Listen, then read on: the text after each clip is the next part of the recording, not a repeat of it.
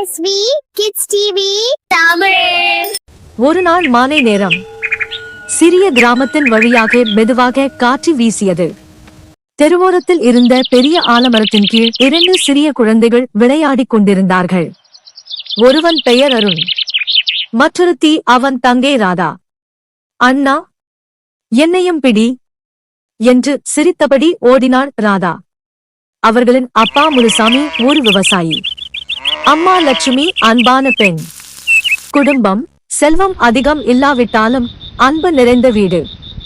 ஆனால் அந்த வீட்டின் இதயம் ஒருவர்தான், அவர்களின் தாத்தா சுப்பையா. சுப்பையா தாத்தா எப்போதும் குழந்தைகளுடன் விளையாடுவார், கதை சொல்லுவார், பாடல் பாடுவார். ஒரு மரம் பெரியதாக வளரணும்னா வேர் பலமாக இருக்கணும், குடும்பமும் அப்படித்தான் என்று அடிக்கடி சொல்வார். அருண் தாத்தாவை மிகவும் நேசித்தான். நான் பெரியவனான பிறகும் உங்களை விட்டு போக மாட்டேன் தாத்தா என்று சிறுவயதில் சொல்லியிருந்தான். தாத்தா சிரித்தார். காலம்தான் எல்லாரையும் மாற்றும் என்று சொன்னார். ஆண்டுகள் ஓடின. அருண் மற்றும் ராதா பெரியவனானார்கள். முனுசாமி ராதாவிற்கு தனது சொந்த கிராமத்திலேயே திருமணம் செய்து வைத்தார். அருண் நகரத்தில் படிக்கச் சென்று அங்கேயே வேலை செய்கிறான். சிறிது காலம் கழித்து அருணுக்கும் திருமணம் நடைபெற்று நகரத்திலேயே வாழ்ந்து கொண்டிருக்கிறான். மகனுக்கும் மகளுக்கும் திருமணம் நடந்த பிறகு முனுசாமி மற்றும் அவரது மனைவி லட்சுமி மிகவும் தனிமையில் வாடினர். நாட்கள் சென்றன. ஒரு நாள் நல்ல மழை பெய்து கொண்டிருந்தது. அப்பொழுது முனுசாமியின் வீடு மழையில் இடிந்து மிகவும் சேதம் ஆகியது. வீடு இல்லாமல் சிறிது காலம் தன் மகள் ராதா வீட்டிற்கு சென்று வாழ்ந்தனர். ஆனால் அங்கு ராதா போதிய வசதி இல்லாமல் மிகவும் கஷ்டப்படுகிறாள். ஒரு நாள் லட்சுமிக்கு உடல்நிலை சரியில்லை. ராதா தனது தந்தையிடம் கூறினாள், நீங்கள் அம்மாவை நகரத்திற்கு அழைத்துச் செல்லுங்கள், அங்கு போதிய மருத்துவ வசதி கிடைக்கும். அண்ணன் வீட்டில் தங்கிக் கொண்டு உடல்நிலையை பார்த்துக் கொள்ளுங்கள் என்றாள். முனுசாமி ராதாவும் குடும்ப வறுமையில் மிகவும் கஷ்டப்படுகிறாள் என்பதை அறிந்து தனது மகன் அருண் வீட்டிற்கு சென்றனர். சில நாட்கள் சென்றது. நகர வாழ்க்கை கிராமத்தின் வாழ்க்கைக்கு வேறுபட்டது.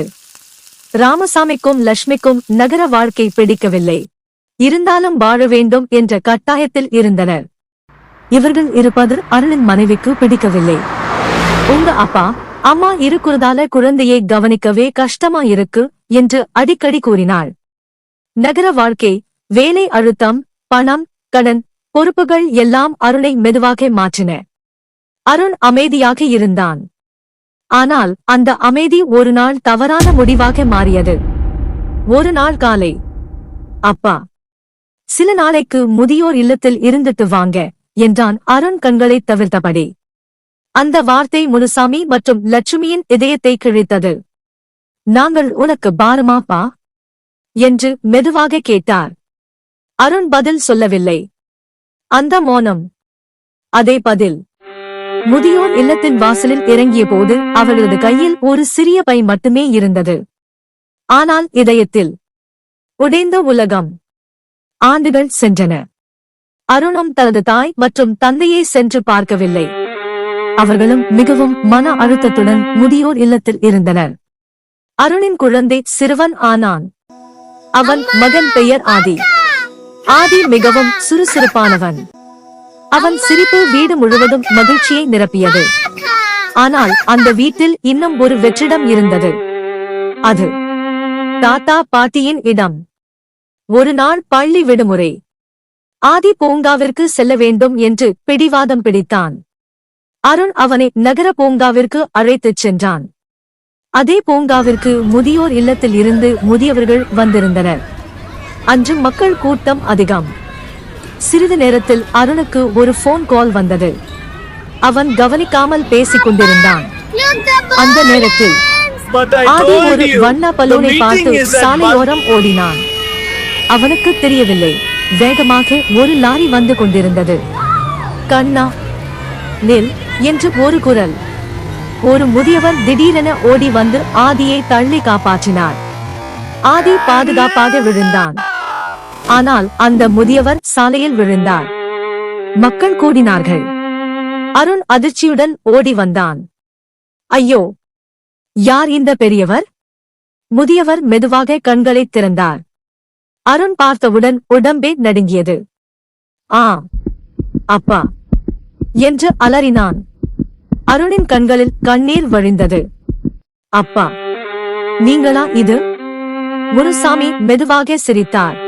அந்த சிறுவன் இப்போது நன்றாக இருக்கிறானா என்று கேட்டார். நன்றாக இருக்கிறான் அப்பா. அவன் வேறு யாரும் இல்லை, எனது மகன் ஆதி. உங்களுடைய பேரன் என்றான் அருண். முனுசாமி சந்தோஷப்பட்டார். என் பேரனா அவன் என்று சொல்லி ஆனந்த கண்ணீர் விட்டார். உன் பையன் நல்லா இருக்கானே, அது போதும் என்று கூறினார்.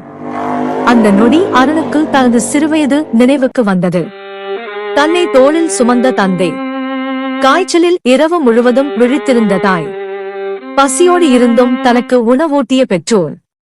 அந்த மனிதநேயமிக்க பெற்றோர்களை தானே கைவிட்டோம் என்று எண்ணி அழுதான். மருத்துவமனையில் முனுசாமி படுத்திருந்தார். அருண் அவரது கையை பிடித்தபடி அழுதான். என்னை மன்னிச்சிடுங்க அப்பா, நான் பெரிய தவறு பண்ணிட்டேன். முனுசாமி மெதுவாக அவன் தலையை தொட்டார். பெற்றோர் மனசு கோபம் வைத்துக் கொள்ளாதுப்பா. அந்த வார்த்தை அருணின் இதயத்தை நொறுக்கியது. ஆதி அருகில் வந்து கேட்டான், அப்பா, இந்த தாத்தா யார்? அருண் அழுதபடி சொன்னான், இவர் என் அப்பா, உன் தாத்தா என்று. ஆதி உடனே தாத்தாவை கட்டிப்பிடித்தான். தாத்தா, நீங்க எங்களோட வீட்டுக்கு வாங்க என்று சொன்னான். அந்த சிறிய வார்த்தையில் முனுசாமி பல ஆண்டுகளாக இழந்த அன்பை உணர்ந்தார். அருணின் மனைவியும் அவர்களிடம் மன்னிப்பு கேட்டாள். அந்த நாளுக்குப் பிறகு முனுசாமி மற்றும் லக்ஷ்மி மீண்டும் வீட்டுக்கு வந்தனர்.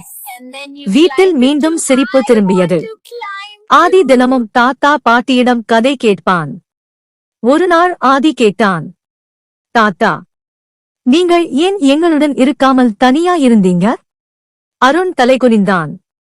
ஆனால் தாத்தா சிரித்தபடி சொன்னார், சில நேரம் மனிதர்கள் தவறு செய்வாங்க, ஆனா அன்பு இருந்தா குடும்பம் மீண்டும் சேரும். அப்பொழுது அருண் ஆனந்த கண்ணீர் விட்டான். நான் சிறுவனாக இருக்கும் பொழுது என் தாத்தா சுப்பையாவின் பாசம் எனக்கு கிடைத்தது. ஆனால் என் மகனுக்கு அவன் தாத்தாவின் பாசம் கிடைக்க விடாமல் நான் தவறு செய்து விட்டேன் என்று உணர்ந்தான். அருண் தன் தங்கை ராதாவிற்கு உதவி செய்தான். ஒரு நாள் மாலை அதேபோல காற்று வீசியது. தாத்தா நாற்காலியில் அமர்ந்திருந்தார். அருண் அருகில் இருந்தான். ஆதி தாத்தாவின் மடியில் தூங்கிக் கொண்டிருந்தான். முனுசாமி வானத்தை நோக்கி பார்த்தார். இப்போ என் குடும்பம் மீண்டும் முழுமையாச்சு. அவரது கண்களில் கண்ணீர் இருந்தது. ஆனால் அது இப்போது துயரத்தின் கண்ணீர் இல்லை, நிறைவேற்றத்தின் கண்ணீர். எங்கள் வீடியோஸ் பிடித்திருந்தா லைக் பண்ணுங்க, சப்ஸ்கிரைப் பண்ணுங்க.